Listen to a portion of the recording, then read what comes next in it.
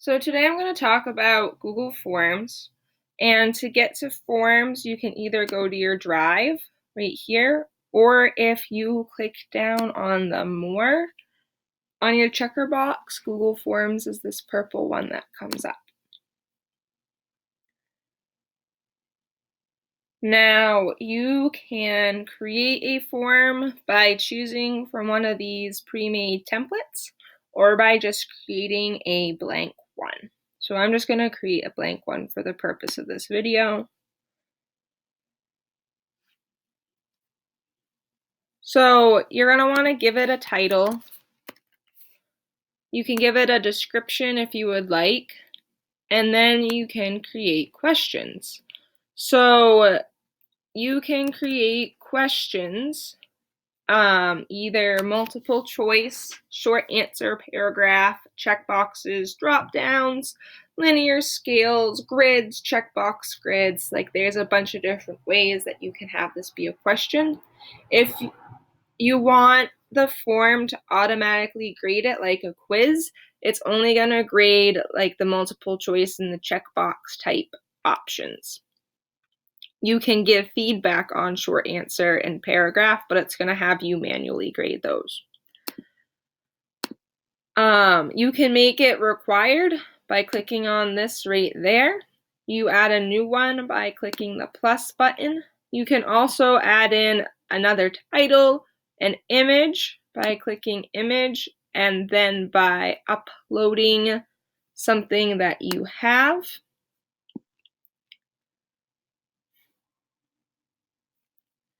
You can give the image a title. You can upload a YouTube video if you want the kids to watch a video and then answer questions that way. And you can put in a section. So if you want the test to be multiple sections, say that you are doing a cumulative test, so you're going to have one section be material you covered in trimester 1. You might want to have different sections for that. Now, if people have taken the test, their responses will be here in the response area. And if you want that transported out to a Google Sheet, you can do that as well here. You can have emails when you get new responses. You can select a response destination, so you can tell it which spreadsheet you want it to go to, if you want it to be a new one or if you want it to be an existing one. You can delete all the responses and you can download them. So that's this like front page, and then we have all these up here. I won't get in on the add-ons, that's a more advanced feature. There's customizing your theme, so you can choose an image for up here. You can choose a background color. Those are just like the cosmetic pieces.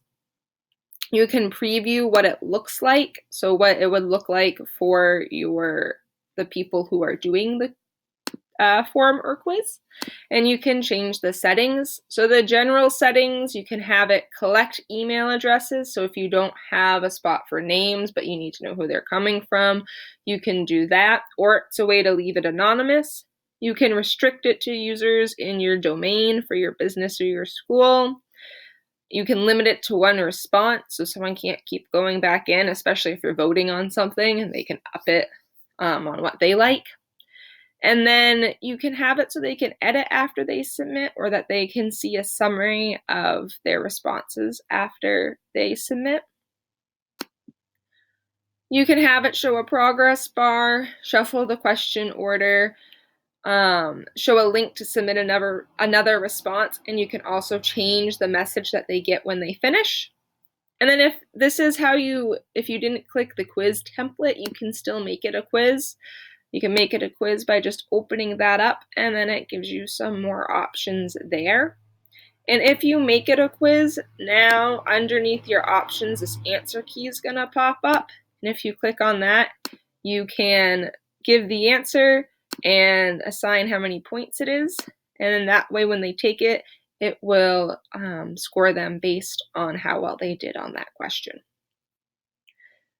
When you want to send it, there's the send button up in the corner. you can send it via email. You can include the form in the email by clicking that checkbox. You can automatically collect the emails of the people who take it, or you can